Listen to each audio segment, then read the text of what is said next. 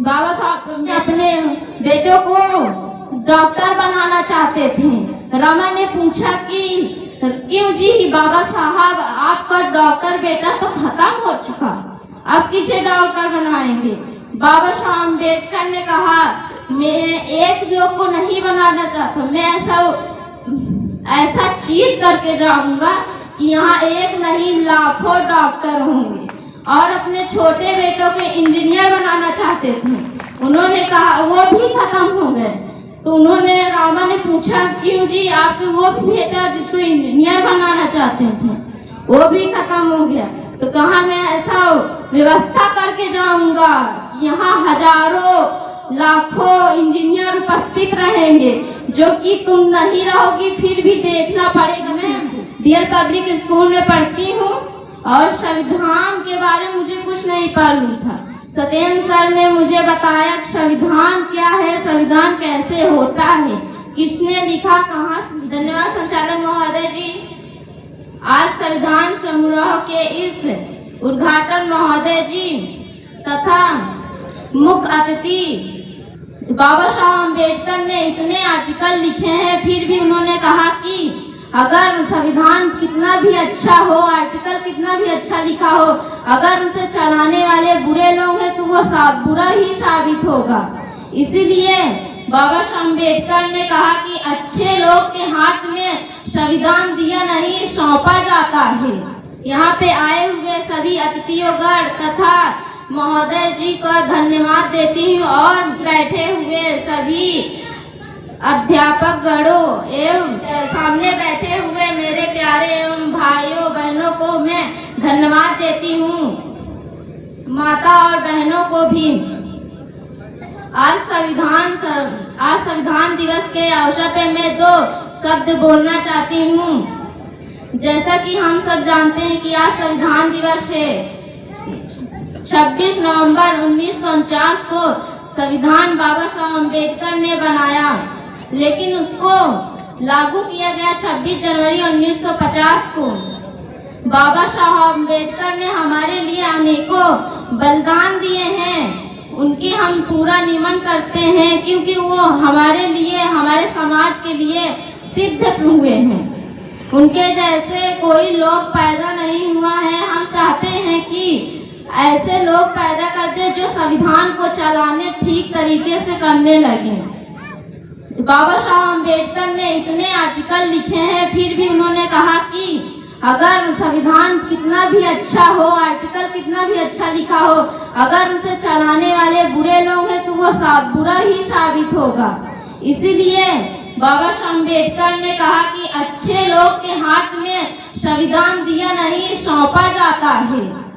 बाबा साहब अम्बेडकर ने संविधान लिखने के लिए उन्होंने अपने 5 बेटों को और एक बीवी को भी इस संविधान में समाप्त कर दिया।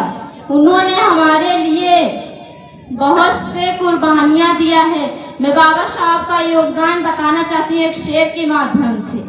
पतझड़ हुए बिन पेड़ पे पत्तियां नहीं आते, पतझड़ हुए बिन पेड़ पे पत्तियां नहीं आते, उसी तरह कठिनाई और संघर्ष सहे बिना अच्छे दिन नहीं आते। बाबा साहब अम्बेडकर ने संघर्ष और दोनों चाह पर, लेकिन उनके अच्छे दिन नहीं आए, पर ऐसे उपस्थित बना के गए हैं कि हम संघर्ष और कठिनाई सहेंगे तो हमारे अच्छे दिन आने तय हैं। बाबा साहब अम्बेडकर ने हमें कई प्रकार का हक दिया है। उन्होंने हमें बोलने का अधिकार दिया है। आज मैं बोल रही हूँ उन्हीं की बदौलत से। और हम जब पहले दूसरे स्कूल में पढ़ती थी तो हमें बाबा साहब अम्बेडकर के बारे में पता नहीं था। मैं सत्येंद्र सर की शुक्रिया अदा करती हूँ, जो कि हमारे अध्यापक हैं। उन्होंने हमें बोलने का हुनर सिखाया और हमें यहाँ तक ले आए। उन्होंने हमें संविधान की ABCD बताएं और ABCD संविधान की बहुत टेढ़ी होती है। उनको मैं तहे दिल से नमन करती हूँ। मैं डीएल पब्लिक स्कूल में पढ़ती हूँ और संविधान के बारे में मुझे कुछ नहीं मालूम था। सत्येंद्र सर ने मुझे बताया कि संविधान क्या है, संविधान कैसे होता है, किसने लिखा, कहाँ से लिखा।